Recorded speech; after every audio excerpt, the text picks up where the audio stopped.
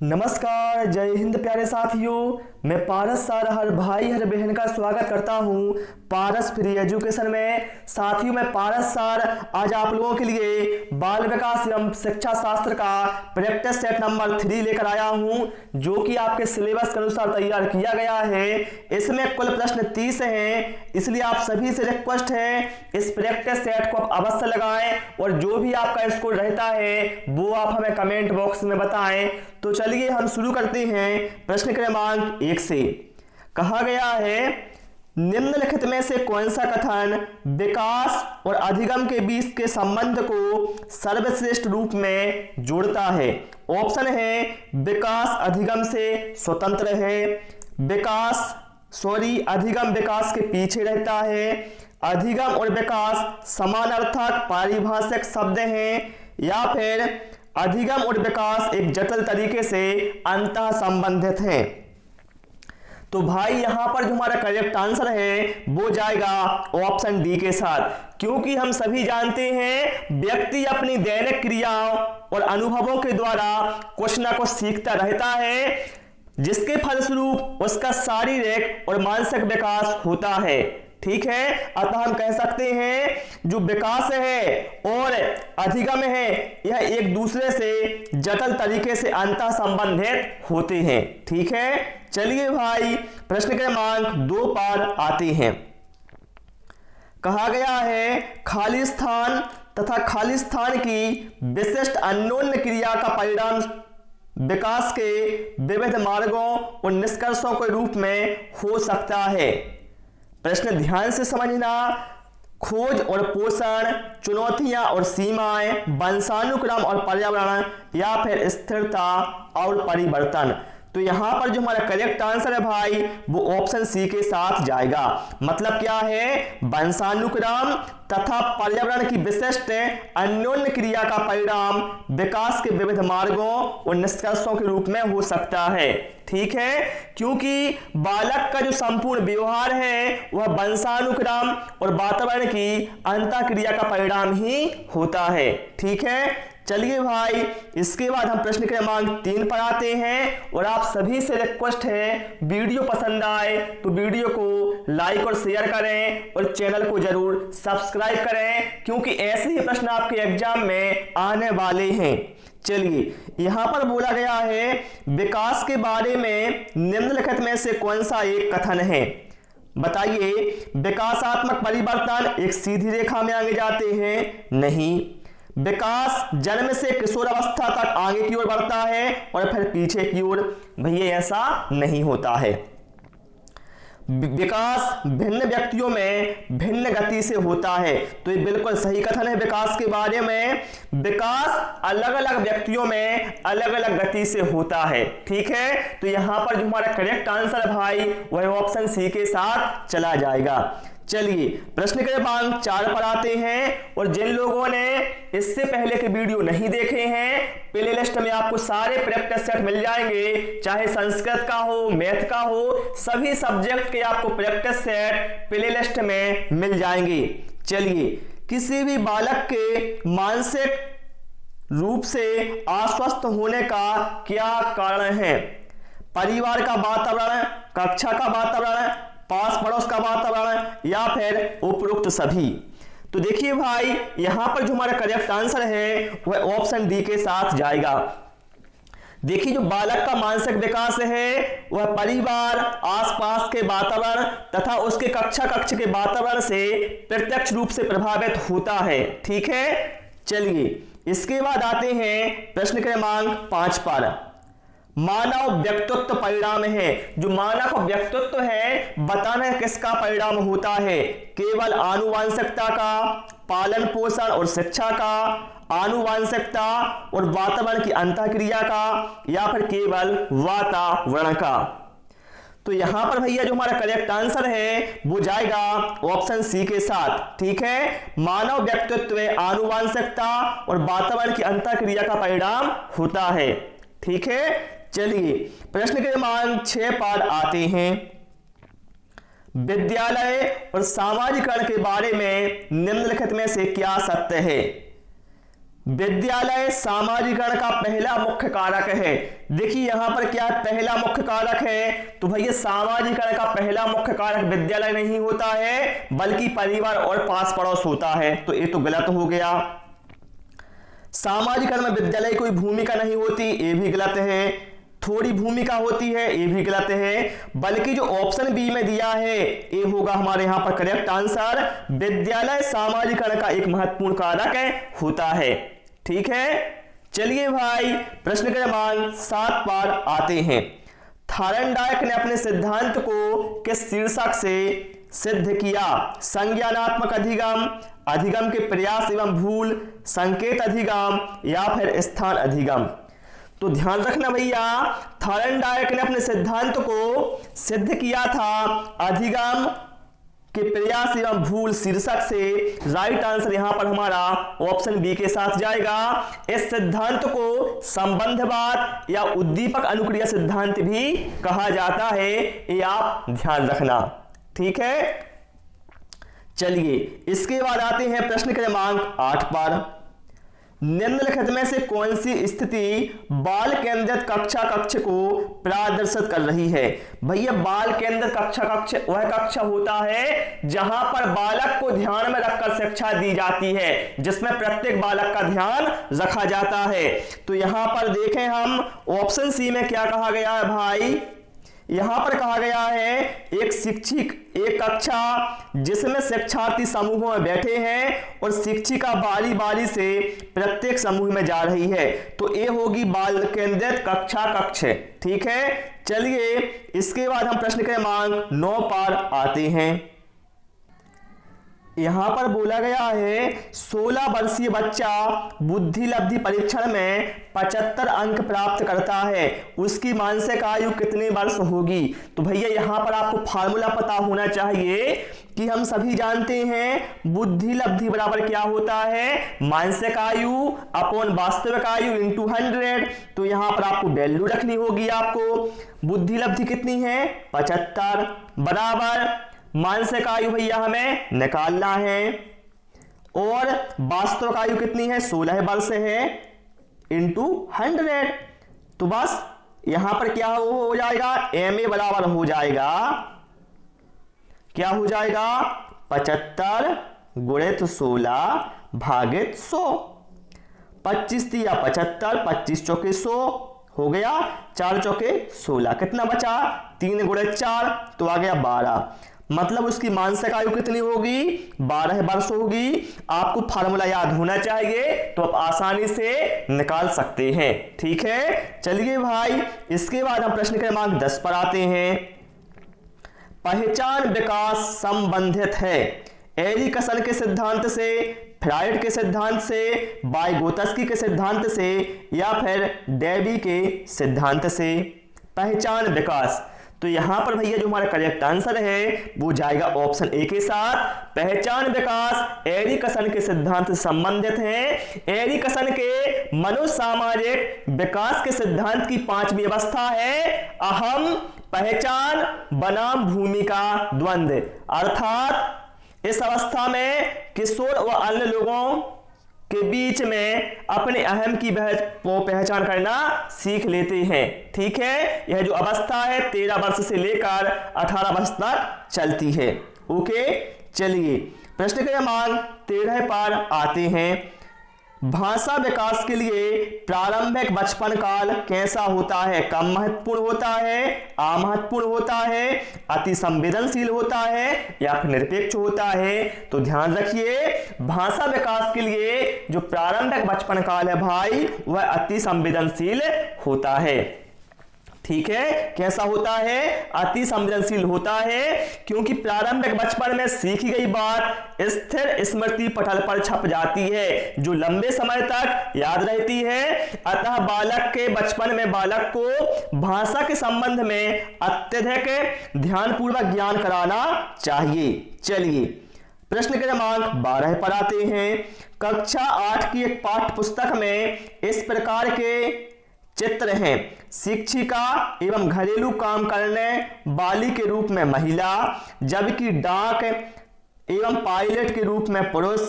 इस प्रकार के चित्रण से बढ़ सकता है या बढ़ सकती है? बताइए क्या बढ़ सकता है? तो यहां पर भैया हम देख रहे हैं, यहां पर क्या है, महिला और पुरुष के आधार पर कार्य का बंटवारा किया गया है ना। तो यहां पर क्या है, लिंग रूढ़िबद्धता इससे बढ़ सकती है। ठीक है, चलिए प्रश्न क्रमांक 13 पर आते हैं। व्यक्तियों में एक दूसरे से भिन्नता क्यों होती है? आप लोगों ने देखा होगा भैया, सभी व्यक्तियों में एक दूसरे से भिन्नता पाई जाती है। तो ऐसा क्यों होता है? तो भैया ऐसा इसलिए होता है, वंशानुक्रम और वातावरण के बीच अन्योन्य क्रिया की वजह से ऐसा होता है कि व्यक्तियों में एक दूसरे से भिन्नता पाई जाती है। ओके, चलिए प्रश्न क्रमांक 14 पर आते हैं।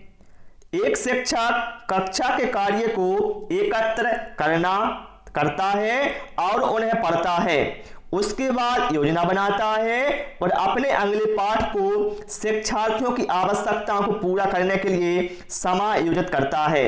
वह खालिस्तान कर रहा है। तो यहां पर देखिए भाई, एक शिक्षक कक्षा के कार्य को एकत्र करता है और उन्हें पढ़ता है, और उसके बाद क्या करता है भाई, वह योजना बनाता है और अपने अगले पाठ को शिक्षार्थियों की आवश्यकताओं को पूरा करने के लिए समायोजित करता है। तो हम कह सकते हैं वह सीखने के लिए आकलन कर रहा है। राइट आंसर यहां पर हमारा ऑप्शन बी के साथ जाएगा। चलिए प्रश्न क्रमांक 15 पर आते हैं।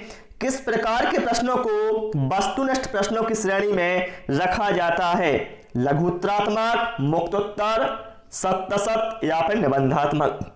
देखिए भैया, वस्तुनिष्ठ प्रश्न सभी जानते हैं, इसमें आपको एक ही ऑप्शन देना होता है। तो इसमें जो आएगा हमारा सत्य असत्य। ठीक है, राइट आंसर हमारा ऑप्शन सी के साथ जाएगा। सत्य असत्य प्रश्नों को वस्तुनिष्ठ प्रश्नों की श्रेणी में रखा जाता है। ठीक है, चलिए भाई, इसके बाद हम प्रश्न क्रमांक 16 पर आते हैं। वंचित वर्ग की पृष्ठभूमि के बच्चों को शिक्षा प्रदान करने के लिए शिक्षक को चाहिए कि यदि शिक्षक को वंचित वर्ग की पृष्ठभूमि के जो बच्चे हैं उन्हें शिक्षा प्रदान करना है, तो शिक्षक को क्या करना चाहिए? तो भाई मेरे, शिक्षक को उन बच्चों के बारे में अधिक जानकारी जुटाने का प्रयास करना चाहिए और उन्हें कक्षा में होने वाली चर्चा में शामिल करना चाहिए। यहां पर जो हमारा करेक्ट आंसर भैया वो ऑप्शन बी के साथ चला जाएगा। ठीक है, क्योंकि जो वंचित पृष्ठभूमि के बच्चे होते हैं उनको सामान्यतः भैया ये समस्या होती है कि वह कक्षा में उपस्थित छात्रों के साथ स्वयं का समायोजन नहीं स्थापित कर पाते। तो इसलिए शिक्षक को इस समस्या के समाधान का प्रयास करना चाहिए। ओके, चलिए प्रश्न क्रमांक 17 पर आते हैं। और क्लास में भैया मजा आ रहा है कि नहीं आ रहा है? और वीडियो को लाइक आप जरूर करें भाई। ठीक है, अधिगम आसक्तता वाले बच्चे, बताइए जो अधिगम आसक्तता वाले बच्चे हैं वह कैसे होते हैं? बच्चों को एक समान दिखाई देने वाले अक्षरों और वर्णों में भ्रम होता है। तो बिल्कुल सही आंसर हो जाएगा, ऑप्शन ए हमारा यहाँ पर करेक्ट आंसर हो जाएगा। जो अधिगम आसक्तता वाले बच्चे होते हैं इनको एक समान दिखाई देने वाले अक्षरों और वर्णों में भ्रम होता है, जैसे बी और डी में। ठीक है, इस तरह से इनमें भ्रम होता है। और ऐसे जो बच्चे हैं भाई प्रायः डिसलेक्सिया जैसे अधिगम विकार से प्रग्रस्त होते हैं। ठीक है, चलिए प्रश्न क्रमांक 18 पर आते हैं। कक्षा में सृजनात्मक और प्रतिभाशाली बच्चों के लिए आवश्यक हस्तक्षेप निर्भर करता है। बताइए आप लोग यहां पर क्या होगा करेक्ट आंसर? कक्षा में सृजनात्मक और प्रतिभाशाली बच्चों के लिए आवश्यक हस्तक्षेप, बताइए किस पर निर्भर करता है? शिक्षक द्वारा अनुकूलित और प्रेरक निर्देशन तरीकों के उपयोग पर ये हमारे यहाँ पर राइट आंसर हो जाएगा। क्यों होगा? देखिए भाई, कक्षा में सृजनात्मक और प्रतिभाशाली बच्चों के लिए आवश्यक है कि शिक्षक द्वारा अनुकूलित और प्रेरक निर्देशन तरीकों के उपयोग किया जाए। ठीक है, अर्थात प्रतिभाशाली बच्चों के लिए शिक्षण की मानसिक उद्वेलन तकनीकी का प्रयोग किया जाए।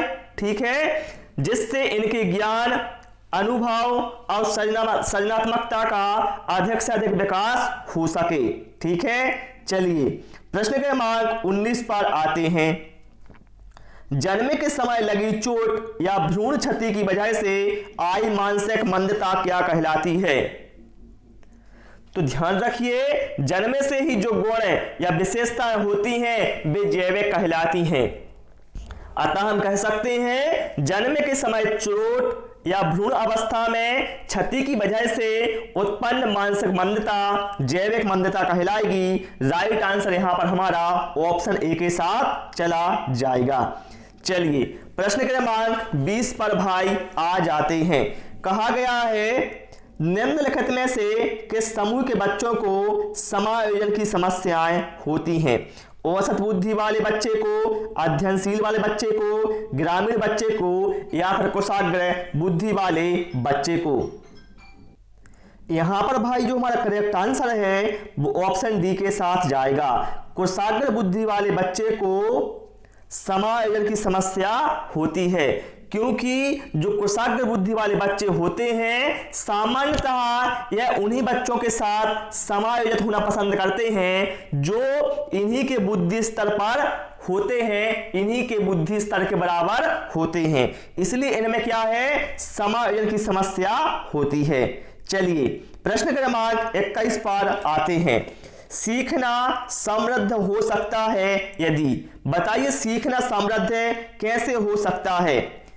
तो भाई मेरे, यदि शिक्षक वास्तविक दुनिया से उदाहरणों को कक्षा में लाए और जिससे विद्यार्थी एक दूसरों से अंतःक्रिया करे और शिक्षक उस पर प्रक्रिया को सुगम बनाए, तो यहां पर हमारा करेक्ट आंसर ऑप्शन डी के साथ ही जाएगा। ठीक है, क्योंकि जो शिक्षार्थी हैं वास्तविक दुनिया के उदाहरणों को निरंतर देखते रहते हैं तथा सुनते हैं, इसलिए अगर शिक्षक वास्तविक दुनिया के उदाहरणों को कक्षा में लाएगा और समझाएगा तो शिक्षार्थियों को समझने में आसानी होगी और उनका जो अधिगम है वह भी तीव्र गति से होगा। ठीक है, चलिए प्रश्न क्रमांक 22 पर आते हैं। एक बालक जो साइकिल चलाना जानता है मोटरसाइकिल चलाना सीख रहा है, यह किसका उदाहरण होगा? तो ध्यान रखिए भाई, जब किसी परिस्थिति में अर्जित ज्ञान, अनुभव, प्रशिक्षण का जो उपयोग है प्राणी के द्वारा अन्य भिन्न प्रकार की अथवा उच्च स्तर की परिस्थितियों के अध्ययन में किया जाता है, तो इसे भाई बोला जाता है ऊर्ध्व अंतरण। यहां पर क्या है, साइकिल चलाने वाले ज्ञान का जो प्रयोग है मोटर बाइक चलाने में होगा, तो यहां पर क्या होगा, ऊर्ध्व अधिगम अंतरण का ये एग्जाम्पल होगा। ठीक है, चलिए प्रश्न क्रमांक 23 पर आते हैं। एक शिक्षक बच्चों को प्रभावी रूप से समस्या का समाधान करने में सक्षम बनाने के लिए किस तरह से प्रोत्साहित कर सकता है? देखिए, समस्या का समाधान करने में सक्षम बनाना है बच्चों को, तो कैसे कर सकता है भैया? तो यहां पर हम देखें जो ऑप्शन सी में दिया है, बच्चों को समस्या के बारे में सहज अनुभूत अनुमान लगाने एवं बहु विकल्पों को देखने के लिए प्रोत्साहित करके। ठीक है, जो राइट आंसर हमारा होगा ऑप्शन सी के साथ जाएगा। देखिए बाकी में क्या है, पाठ्य पुस्तक की बात की गई है। ठीक है, तो देखिए भाई, यदि एक शिक्षक बच्चों को प्रभावी रूप से समस्या का समाधान करने में सक्षम बनाना चाहता है तो उसे बच्चों को समस्या के बारे में सहज अनुभूत अनुमान लगाने एवं बहु विकल्पों को देखने के लिए प्रोत्साहित करना चाहिए, क्योंकि बच्चे स्वयं सक्रिय अन्वेषक एवं समस्या समाधानकर्ता होते हैं और वे अपने ज्ञान का निर्माण भाई स्वयं करते हैं, हम सभी जानते हैं। ठीक है, चलिए प्रश्न क्रमांक 24 पर आते हैं। ध्यान को केंद्रित करने की आंतरिक दशा क्या है? अवधि, नवीनता, रुचि या फिर आकार? तो ध्यान रखिए, ध्यान केंद्रित करने की आंतरिक दशा रुचि होती है। व्यक्ति की रुचि जिस कार्य में अधिक होती है वह उसी कार्य को अधिक ध्यान लगाकर करता है, जिससे उसे क्या होता है भाई, आनंद की अनुभूति होती है।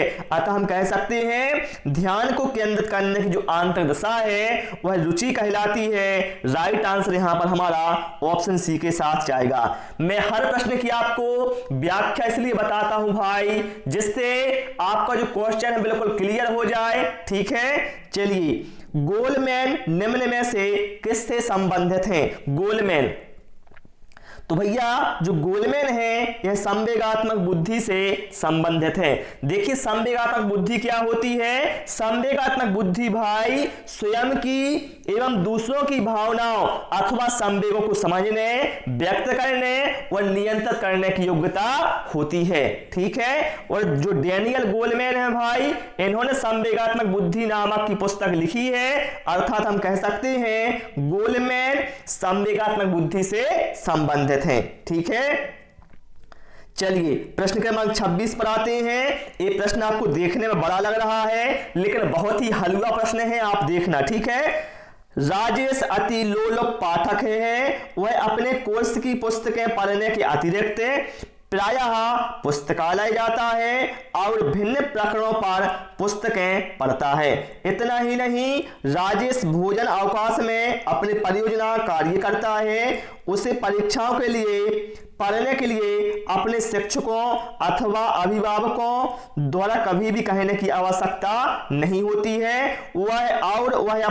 वह वास्तव में सीखने का आनंद लेता नजर आता है। उसे खालिस्तान के रूप में सर्वाधिक बेहतर रूप से वर्णित किया जा सकता है। तो यहां पर भैया हम देख रहे हैं, यहां पर जो राजेश भैया वो क्या कर रहा है, अपने आप कर रहा है। ठीक है, तो हम कह सकते हैं वह आंतरिक रूप से अभिप्रेरित शिक्षार्थी है। ठीक है, राइट आंसर भैया यहां पर हमारा ऑप्शन ए के साथ जाएगा, क्योंकि ऐसे जो छात्र होते हैं सामान्यतः स्वयं ही अपने कोर्स की पुस्तकें पढ़ते हैं तथा अन्य प्रकरणों पर पुस्तकें ही पढ़ते हैं। ठीक है, ऐसे जो छात्र हैं भैया ये जिज्ञासु प्रवृत्ति के होते हैं, जो आंतरिक रूप से अभिप्रेरित शिक्षार्थी होते हैं। ठीक है, और वह ज्यादा से ज्यादा ज्ञान अर्जित करने की कोशिश करते हैं। ठीक है, चलिए इसके बाद आते हैं भैया हम प्रश्न क्रमांक 27 पर। अनुसंधान सुझाते हैं कि एक विविध कक्षा में अपने विद्यार्थियों से शिक्षिका की अपेक्षाएं विद्यार्थियों के अधिगम। तो देखिए अनुसंधान सुझाते हैं कि एक विविध कक्षा में अपने विद्यार्थियों से शिक्षिका की अपेक्षाएं विद्यार्थियों के अधिगम पर क्या करती हैं भैया? तो देखिए शिक्षिका की जो अपेक्षा है भैया यह विद्यार्थियों के अधिगम पर महत्वपूर्ण प्रभाव छोड़ती हैं ना। राइट आंसर भैया यहां पर हमारा ऑप्शन ए के साथ जाएगा। ठीक है, चलिए प्रश्न क्रमांक 28 पर आते हैं। संकलनात्मक परामर्श के जन्मदाता कौन है? तो भाई मेरे संकलनात्मक परामर्श के जन्मदाता एफ.सी. थोर्न है। ठीक है, इस प्रकार के परामर्श में परामर्शदाता न तो अधिक सक्रिय होता है और ना ही अधिक निष्क्रिय होता है। तो यहां पर जो हमारा करेक्ट आंसर है कौन है? एफ.सी. थोर्न। ओके, चलिए प्रश्न क्रमांक 29 पर आते हैं। यहां पर भाई बोला गया है निम्न में से किस विधि का प्रयोग या उपयोग स्मृति के मापन के लिए नहीं किया जाता? तो देखिए भैया यहां पर हम देखें जो ऑप्शन बी में कहा गया है तार्किक विधि, तो भैया तार्किक विधि का जो यूज है स्मृति के मापन में नहीं होता है। यहां पर जो हमारा करेक्ट आंसर भैया ऑप्शन बी के साथ जाएगा। ठीक है, चलिए प्रश्न क्रमांक 30 पर आते हैं। फ्रायड के अनुसार, जो हमारे सिगमंड फ्रायड हैं, बताइए इनके अनुसार कौन सा कथन सही होगा? तो ध्यान रखिए भैया जो सिगमंड फ्रायड हैं यह ऑस्ट्रेलिया के प्रमुख हैं, तंत्रिका तंत्र विशेषज्ञ थे। उन्हें मनोविश्लेषणात्मक का पिता माना जाता है। फ्रायड ने मानव व्यक्तित्व के विकास में मनोविश्लेषणात्मक संकल्पना प्रस्तुत की थी, ये हम सभी जानते हैं। और उन्होंने कहा था विस्मरण वह प्रवृत्ति है जिसके द्वारा दुखद अनुभवों को स्मृति से अलग किया जाता है। राइट आंसर यहां पर हमारा ऑप्शन सी के साथ जाएगा। ठीक है भाई, तो प्यारे साथियों इस प्रैक्टिस सेट में हमने 30 क्वेश्चन इंक्लूड किए थे जो कि हमने व्याख्या के साथ पढ़ लिए हैं। आपने कितने प्रश्नों के सही जवाब दिए वो आप हमें कमेंट बॉक्स में अवश्य बताएं। क्लास पसंद आई भैया सभी से रिक्वेस्ट है वीडियो को लाइक करें, दोस्तों के साथ शेयर करें और नए नए वीडियो पाने के लिए चैनल को सब्सक्राइब करें। Thanks for watching this video.